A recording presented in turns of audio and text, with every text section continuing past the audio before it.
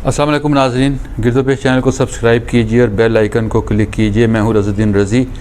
आज मिलते जुलते मौज़ूआत हैं, बज़ाहिर एक ही टॉपिक है।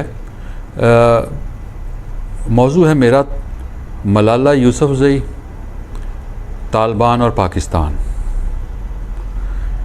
ये दोनों मौज़ूआत जो हैं ये हमारी मजमूई सोच की अक्कासी करते हैं। ये दोनों नाम मलाला यूसुफ़ज़ई और तालिबान, इन दो मौज़ूआत ने, इन दो नामों ने पाकिस्तान को तकसीम किया हुआ है। मलाला यूसुफ़ज़ई के हवाले से आपने 2 रोज़ पहले देखा कि किस तरह मलाला यूसुफ़ज़ई का नाम एक किताब में आने पर किस तरह पंजाब पुलिस मुतहर्रक हुई, किस तरह दुकानों पर छापे मारे गए और किस तरह उनकी तस्वीर के हवाले से किताबें ज़ब्त की गईं। इसमें वो मजमूई सोच ज़ाहिर होती है जिसको पाकिस्तान में तालिबान सोच का नाम दिया जाता है। मलाला यूसुफ़ज़ई बिलाशुबा कौम की बेटी हैं, कौम का फ़ख्र है, कौम का फ़ख्र हैं। इससे कतई नज़र कि वो इस वक्त पाकिस्तान की आवाज़ हैं दुनिया भर में, पाकिस्तान की रोशन ख्याल सोच को प्रोमोट कर रही हैं और दुनिया के मुख्तलिफ़ ममालिक में जाकर वो पाकिस्तान के इमेज को उस अंदाज़ में बेहतर कर रही हैं जो तालिबान की वजह से पाकिस्तान दहशतगर्द करार पाया, पाकिस्तान पर पाबंदियां लगीं और वो तालिबान का निशाना बनी थी, वो इंतहा पसंदों का निशाना बनी थी। जिन इंतहा पसंदों का वो निशाना बनी थी, वो इंतहा पसंद अब सफ़ेद झंडे लेकर चमन के बॉर्डर तक पहुंच चुके हैं। बाब दोस्ती बंद हो चुका है। तालिबान हमारे दोस्त हैं या नहीं, ये भी एक पेचीदा मसला है और ये पेचीदा मसला जो है इसको हमारे यहाँ ख़ुद पेचीदा बनाया गया है।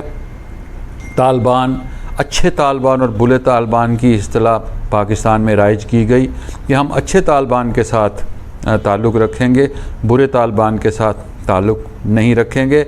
अच्छे तालिबान कौन हैं और बुरे तालिबान कौन हैं, ये भी तायुन उन्होंने ख़ुद करना होता है जिन्होंने ये इस्तिलाहें राइज की हैं। बुनियादी बात यह है कि किसी को कत्ल करने वाले, किसी को जान लेने वाले, धमाके करने वाले, लोगों की जानों से खेलने वाले, बारूद से उड़ाने वाले बहुत सी मदरसों को, बहुत सी इबादत गाहों को, बहुत से फ़ौजियों को, बहुत से सिक्योरिटी एहलकारों को, बहुत से उन मकामात को जो मकामात पाकिस्तान के स्ट्रेटजिक पॉइंट ऑफ व्यू से बहुत अहमियत के हामिल हैं, जिन लोगों ने उन्हें बारूद से उड़ाया, जिन्होंने बारूद को राइज किया पाकिस्तान में 9/11 के बाद, और पाकिस्तान ने इसमें बहुत सी जानें कुर्बान की।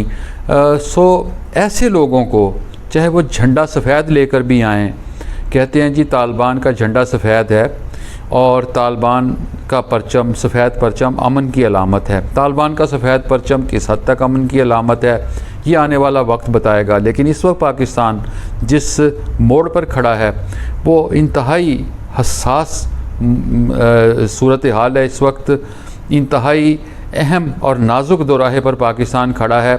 पाकिस्तान की